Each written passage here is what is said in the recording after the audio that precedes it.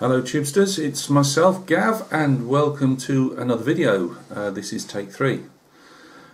Today, as the title will have already given you a heads up on, it's a Roman ramble. I've been a huge fan of particularly early Imperial Rome for donkey's years really. Up until about 10 years ago I used to go around a lot around at least England anyway, and that's no offence to anybody in Scotland, Wales or Northern Ireland, or the Channel Islands, or the Isle of Man for that matter. it's just how it was. So I used to go around England, drag my wife around, who wasn't exactly as enthusiastic as myself, and we look at foot-high remains of Roman foundations of different, obviously, forts, buildings, bathhouses. Some reconstructed. You know, I've taken her up to Hadrian's Wall, obviously. Haven't got as far as the Aventine yet, but we'll do that one day. And obviously she she couldn't care less, but she had to come and and view the magnificent Roman remains that we have in the UK. What always fascinated me, I mean, obviously, like every country around the world, you know, you can go back to prehistory or whatever, but I think it was, believe it or not, Time Team, which most of us know, that actually got me into Rome, and particularly Rome in the UK. You know, I really enjoyed the Time Team digs, and I wasn't particularly bothered if they unearthed a beautiful tesseract floor, you know, with all the borders and everything. I was just as happy looking at a lump of tile, you know, maybe if you were really lucky with a legionary stamp on the back or something, you know. I'm also, and then so through that, I became you know, I decided to follow one legion, which was the 20th Valeria Victrix, which was based in Chester, which was Roman Diva. Hope I pronounced that right, as I have no Latin whatsoever. So I've literally been loads of places. As I say, not enough yet. I haven't been to. My Welsh viewers are going to tar and feather me because I won't be able to pronounce this right. Carleon or Caerleon. And the Roman word for it was Iskai. I'm not even going to pronounce the actual Latin word for it because I can't. But huge fan, and it was painting Mick's commission actually of his ancient Lycian Marines for Persia. Absolutely nothing to do with Rome, but it ignited my interest again in you know, the Roman period. Especially from, you know, say from Octavian. My favourite emperor is Vespasian, but you know, going up to you know, up into the mid 200s, I suppose. And I just started getting all my old books out again. Not that I've got loads, but you know, I've got a few. And we were talking, myself and Mick. We do on these Skype paint and chats. And you know, I was just saying I'd try going around different figure manufacturers, looking at some figures to paint. As you know what I'm like, whether it would ever get more than a few units, I have no idea. Whether I'd ever actually game them, I've got no idea. I will probably base them to the strongest, Simon Miller's rule set. I know that you don't particularly have to have a set amount, I believe, or a set basing size, but I'll probably be doing them for that. And I was just saying to Mick, you know, what figures are out there. I'd had a good troll through, and thought nothing else about it. Anyway, I had a birthday a few weeks back, and lo and behold, a package comes down from Mick, and it is these Aventines. Now, I'd looked at Aventine on their website, and they look very nice figures, and they were quite chunky. Now, as you guys know, I've said it often enough, like with the front rank figures, I like quite chunky figures, but I still wasn't 100% sure on them, to be honest with you. I was going to get a pack just to see, you know, even if it was only to paint and sell on, but I thought, you know, again, I hadn't got anything farther down the line. As we all know, Gav's got 10,000 painting projects. I've got some large figures that I'm going to be doing next, so you know, there's only a finite amount of space on the conveyor belt for everything. So Mick forced my hand a bit because he sent me he sent me a load of Aventines down, which are auxiliaries, because I also particularly like the auxiliary cohorts, because they were often on the frontiers, and they come from all exotic parts of the empire.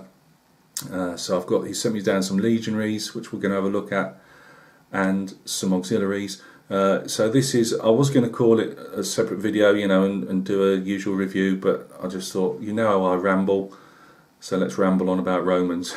not a history lesson, because I couldn't give you one. But I just thought I'd also show some of the books that I've got, a few that I'd like to get still, because it might be something out there that other people that might be considering Roman Empire or that type of period, you might think it might be of interest to you. First of all, I'm a huge fan of these books, this particular set of books. They've got fantastic artwork in them, a lot of historical context, not always in the right order, and the Latin, I would imagine, is quite mixed up and mucked about with. And you're saying, well, why do I want one of these books? Because they are just pure entertainment. And these are these Asterix. I've got loads of them. Yes, I am an Asterix fan. That's an original. Well, it's not an original one, but it's the first one. There you go. Who doesn't like Asterix and the Gauls? I defy anybody not to like Asterix. And now I'll probably get a load of people saying they don't like Asterix, but hey. So you could always start off with Asterix, but there's one author that I think is, sorry to keep turning my back on you, but I'm limited space as usual, as I'm at my desk. There's one author that I've got 3 or 4 books of his, although I could only find 3 at short notice, as I have a huge library of reference books and just general historical reading, and that's Adrian Goldsworthy. I'm not sure if he's a doctor now, or a professor, or something of that ilk. Now this is in a different, this is an older one that I had when it first came out, I believe, in about 2002. It is absolutely fantastic. I'm not going to break copyright, you know what I'm like, so you'll just have to, you know, take my word for it, or go and buy yourself a second-hand copy. It's not going to cost you a lot of money, and see what you think. It is in a different Just Jacket now, because I've seen them online on Amazon. You will get inside here a few reenactor pictures, photographs I should say, of different guys dressed up. You will get artwork in here, not loads of like Osprey artwork, but there's bits and pieces in there. But he'll go from this, yeah, and fair enough, it's from obviously a couple of, you know, what I'm talking about, a couple of hundred years, what's it, Common Era now, is it CE? A couple of hundred years before, and then going up to the fall of the Roman Empire and Byzantium. So, you know, it can only give you potted histories, but it does give anybody that wants a basic book for learning the structures of the Roman army, the cohorts, the manipulars, was it vexellations, all that type of stuff. It's in here, and he'll even draw you diagram, or he's had diagrams drawn of how they set up. So, you know, if you wanted to put your forces into the field on your tabletop, might be a good way to start, especially if you can get this second hand. I can't remember the cost. I'm not sure if I bought this new or not, but I know now I think it's got relief, the Trajan's column. I think that's the latest one with like a white front to it. So that's Adrian Goldsworthy. This is his other one that I've had for years, as you can see. Gav never pays full price when you can get one from a cheap bookshop. And this is the History of Warfare series by Cassels, and he's done the Roman one. So obviously there's lots of different ones, but again, I believe there's some battles in here, and you know, the usual arrows going from who did what to who. But a good breakdown again on how the Roman army operated in its different time phases, and a bit of fort building and things like that. So this is another one of his, In the Name of Rome. Nice little paperback. Comes from Scipio Africanus to Caesar, and a few others in between. All fighting Hannibal. So that's a bit more. A lot of that is more early, but it's still a good read nonetheless. A couple of ospreys that I've got, or I could dig out at short notice. This was good and disappointing at the same time. The Mons Graupius. This is what was known like the battle on the edge of the world. Obviously, it was up in Scotland,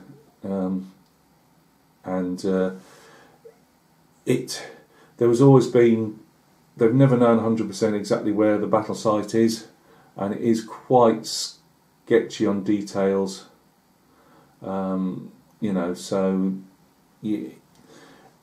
It wasn't. Ospreys can only give you a potted history anyway, but I didn't think this had a lot inside it that they could really, the Scottish tribes they were fighting didn't leave anything behind them. So they don't even know if the guy that they named was actually a real person. So who was opposing the Romans. It was a battle that the auxiliary cohorts did all the fighting in, and the legions stood back and were there as a reserve, but they weren't needed. But it's got some fantastic, as usual, some fantastic artwork and bits and pieces to inspire you. So if you can get this cheap or as part of a deal, like I believe I got this one, it's worth it. But it is there's more on the background to pushing north than any real details. Or not as many details as I'd hoped. I've always been into Roman Navy. I like naval stuff, and this is just uniforms, what the guys would look like. I bought this a fair few years ago. Again, I tend to get a lot of these ospreys when they're cheap. I've got a book on the Classis Britannica, which is the Roman Navy, and I wanted to dig it out for this video, but as usual I make these videos on the cuff, which is why they're not particularly spectacular. They're not all singing or dancing videos. So, of course, I could sing and dance for you if you like, but you wouldn't be very impressed. But yeah, another good book if you wanted to do, Roman Marines and sailors for some reason. Quite enjoyed this one. Who doesn't enjoy the Teutoburg, even. Sorry to all my German subscribers if I have any. That's the Varus's disaster in AD 9, when the 3 legions and the auxiliary cohorts that were with them were successfully ambushed, but over a period of days, weeks, or whatever. Again, nobody knows 100% exactly what happened, but they found the battle site at Calcrisi, and more or less what they reckon was the last stand as the last legions tried to break through, or the last survivors. There were a few survivors. They was making out to be a complete and utter. I mean, it was a complete and utter disaster. They lost 3 legions plus cohorts, auxiliary cohorts, but there were some survivors, and I'd imagine they were more at maybe the rear of the tail of the ones that can maybe get back to the Rhine. But that actually, not only has it got very good artwork in it, it's got quite a lot. They know more about this than they do about Mons Graupius. So I'd recommend that one if you've got the funds or the will to buy it. Roman auxiliary forts. Again, this is one I used to take round with me on my travels, looking at different sites. It's slightly dog-eared. I don't like mucking my books about, but this one was one of my travelling companions. On the top there you'll see like a shadowy background picture. That's the Lunt Fort at Coventry, which isn't that far away from me and I've been to. It's a small cavalry fort that they've got a small visitor centre, mainly for kids and that on site, and a lot of the reenactors go there. It's a nice contained site. It's actually in the middle of a housing estate, if I remember rightly. But again, this is a very well planned out book. Usually you've got all the different, most, as we know, they often would build more or less their camps to a set plan, or their forts Not always. Obviously, they had to allow some difference for the ground or whatever they were on, but so you can always take this with you, and you know what you're looking at. Even though they've usually got obviously visitor centres, usually have boards and that you can read. But again, very enjoyable book. So guys, that's the first part of the Roman Ramble. I'll be turning this video off now, laying out these little guys on the desk or workbench, and we'll have a look at them. I'll open a couple of bags. I'm not going to open them all up. I'll open a couple of bags up and we'll have a look. I've only seen them through the bag, but what I have seen I was really impressed with. It almost made me want to go out and get more already. So we'll catch each other in a minute. Sorry for the bit of a ramble, but it is what it is, a Roman ramble. So we'll catch each other in a minute. Hello Tubesters, it's me Gav again, and welcome back to the bench. Right, let's have a look at these Aventine miniatures. This would be, he's on foot, so I don't know whether he's a legate, centurion, I'm not 100% sure. He's whatever you want him to be. I think they do a couple of different heads. This one I'd only got the one head in the bag, so I presume that you ask them. I'm not 100. I have been on the website, but to be honest with you, again, I've just done a quick off-the-cuff video here, and I can't honestly remember what they've put. So I do know they do give you the odd alternative, so you'd probably have to have a look. He's got his gladius held up in the air there, saying, "Come on, if you think you're hard enough." They wear all of these guys are in, I think, the italic helmets, which tend to be shown by the extra wide neck guard at the back, and they've usually got a lot more reinforcing bracing pieces on the helmet itself, which you can't really see. It's nice to see. Obviously, they know what they're doing, and they've got the crest actually going across the helmet rather than like a hoplite one, going from end to end on the, whatever they call it on the helmet. You know what I'm on about. So this is in the command pack, obviously. Again, it's a bit hard to show under the light with all the glare, but he's obviously got all decorated greaves, as you can see there. I will probably be painting these in metallic, but with a lot of thin paint glazes or washes over them, just to take that edge off the metallics. I did think of doing non-metallic, but that's a lot of work on an army this size. Well, almost as big as the army ever gets. They've got the beards there. Again, the guys holding the different eagles, the aquillas, the different vexillation standards, which were like the little square flags. They're all more or less officers, and there's a lot of they've also got the trousers on these guys rather than just the tunics, which is good. And I don't know if you know that, alright, and later on, and these are early Imperial Rome, later on, even though they're wearing sandals, they'd quite often wear like some, I'm not sure if it's wool or felt socks. So when you see them all open-toed sandals, that's not always correct. I mean, obviously they could wear them open-toed, but they're now saying that they often would wear these socks on under their sandals, but a lot of the time they wore boots. If you want to see photographs of a whole plethora of boots, then you've got to go to the Vindolanda website. Vindolanda is a fort on Hadrian's Wall, and it's really well known for the tablets that they've been finding there since the late 70s. I really would encourage you to go. The website itself, isn't, you only get small bits and pieces, not nice photographs, but not a lot. But if you follow the links to the Vindolanda tablets, you'll be able to read all the translations that they've put down on the tablets. And these are mainly, I'm not sure if they're birch or poplar tree, and they've literally been kept in anaerobic condition, you know, in the mud, so that they've not actually been, the air's not been able to wreck them. And there's some are just literally tablets for saying, oh, we've got 200 sacks of grain, you know, it's like almost like a shopping list.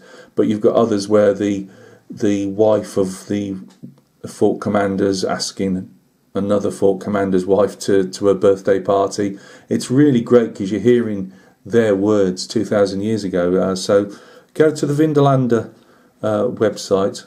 I can't spell it for you, so don't ask me to try, but Vindolanda. As I say, it's a fort on Hadrian's Wall. It's been being excavated since the late 60s, and they still do it to this day. And you can actually go and work under supervision there, you know, even if you haven't got a background, I believe, in archaeology. So here we go, he's got his mail and what looks like his lion head at the top there. Now this guy, I believe, yep, he's the musician, and obviously there's his horn, and there's the rest of his arm that pins in, there's a little lug there that goes in.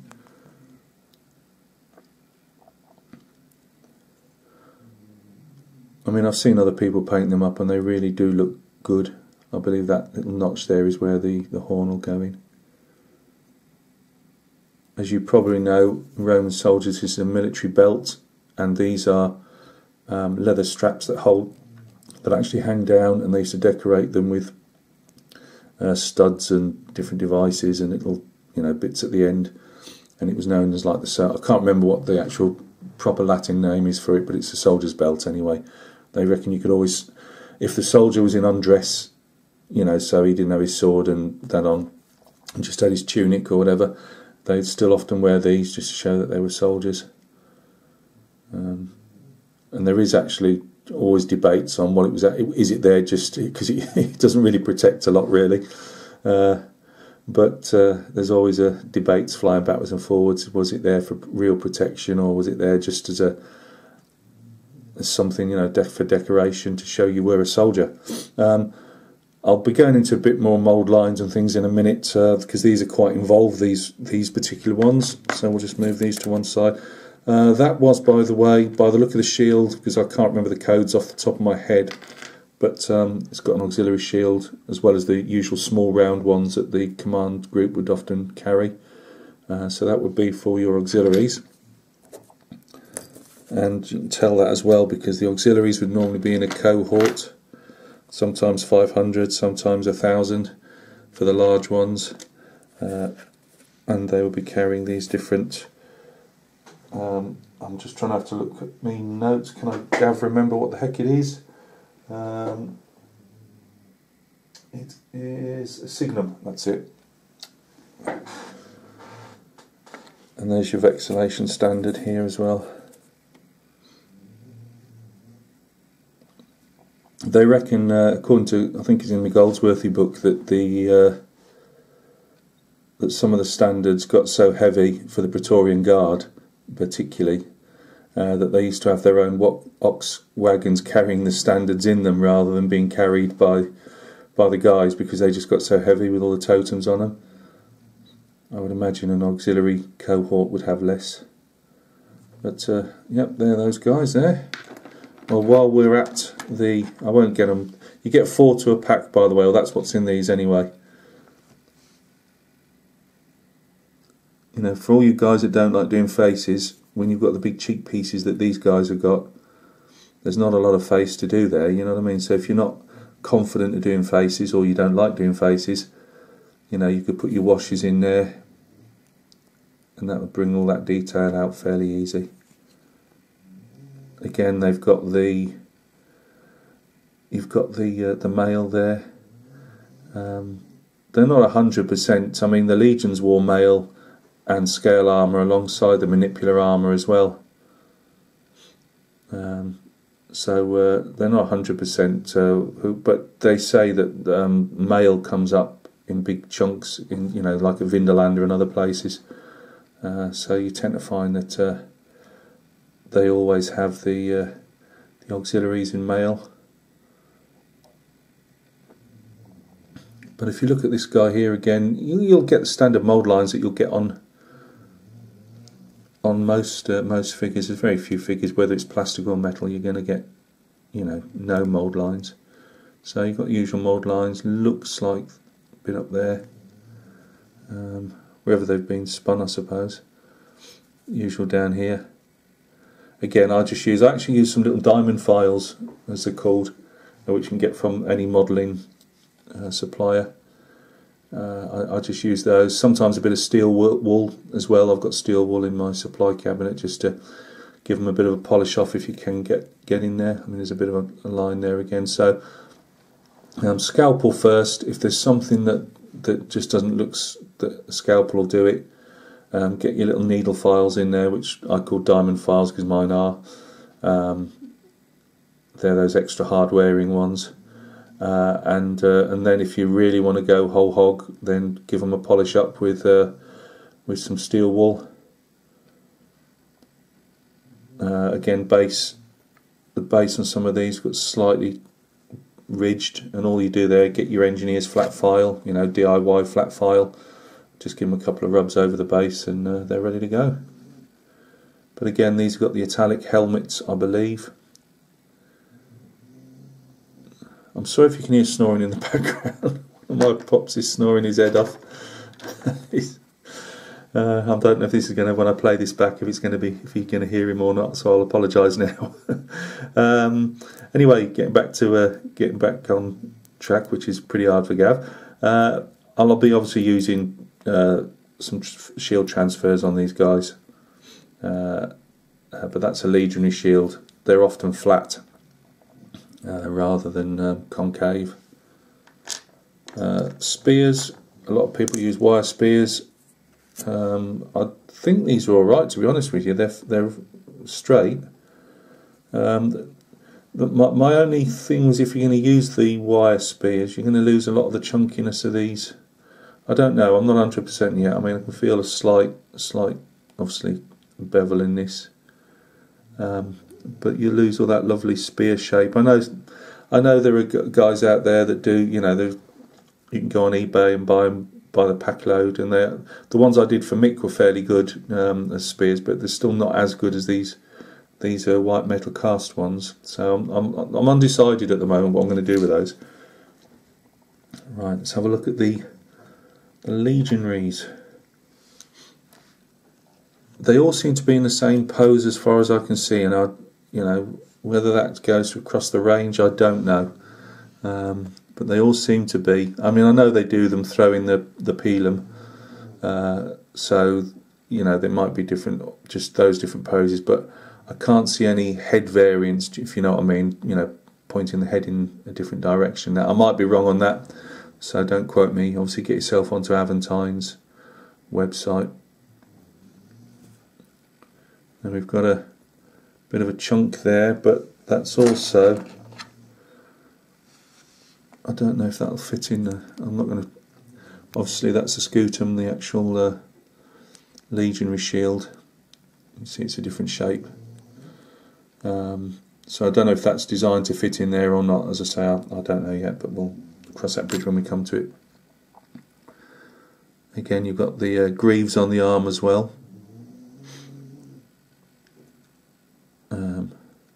I know that a lot of them wore greaves if they could get them, especially like in the campaigns in Dacia, with those great big, and I cannot remember the name of the swords now, but those big hook type swords that they could get over the top of the shield. So a lot of the guys started wearing greaves on their arms when they could get them.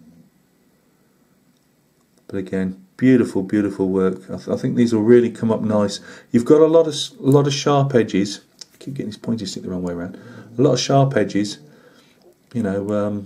So you'll have to make sure you get all your primer in there. If you're rattle can priming, I tend to rattle can prime with Halford's Grey, and then I'll give them a couple of coats, and anything I do miss, I will then go with my Vallejo primer, brush primer, and just get into any parts. But there's nothing worse than, you know, turning a figure upside down and you see all these little silver ledges underneath. So yeah, there will be a lot of a lot of undercuts to get covered with primer and then paint, but well worth it, I think. Really interested in getting these painted. That's a problem. You end up, I've got loads of other projects which I'll be coming on to in another video shortly, which will be large figure painting, which I know a lot of my war games guys out there aren't going to be interested in. But as I say, I've got I'm very much a painter, so I tend to paint stuff that interests me, and I really enjoy large scale figure painting. I just don't get a chance to do a lot of it. I'll show you these first. This is a command group for the legionaries. Again, the usual lion head on the top. Some had, I believe, some had some of the lions, some had wolf, and some might have had bear. This guy here he's got like literally going back to the like the antiquities, as I say. Although it is antiquities, but you know what I mean, like Greek style, or what you'd expect the Victorians to draw. Actually, let's put it that way, with a hard crest there, with like a little device on, eagle type device on the top. But he's still got his cheek guards and everything. Oh, that's a cracking pose, that is. And he's actually one piece cast, more or less, apart from his eagle, or his vexillation standard, whatever you want to put on. Again, you can tell these guys are more up in the commands because of the way the crest is. And obviously all the decoration to the helmet as well, which will be picked out in brass, bronze even, whatever. Yeah, lovely figure again.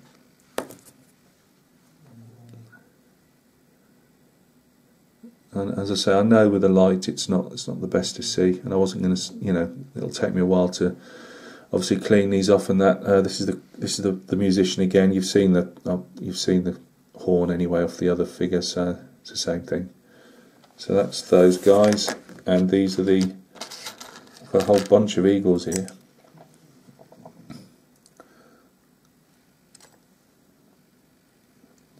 One thing I can see me having to make up, because I want to do the legions, is the Valeria Victrix, and one of their devices, obviously not the eagle, but one of their devices is, they'll always have an eagle, but is the boar. That's the wild boar is their legionary symbol. So I'll have to do a wild boar, methinks. That should be fun. So I get a whole pile of these for two guys to hold, so plenty of spares there. So guys, thank you very, very much for stopping by and listening to me ramble on.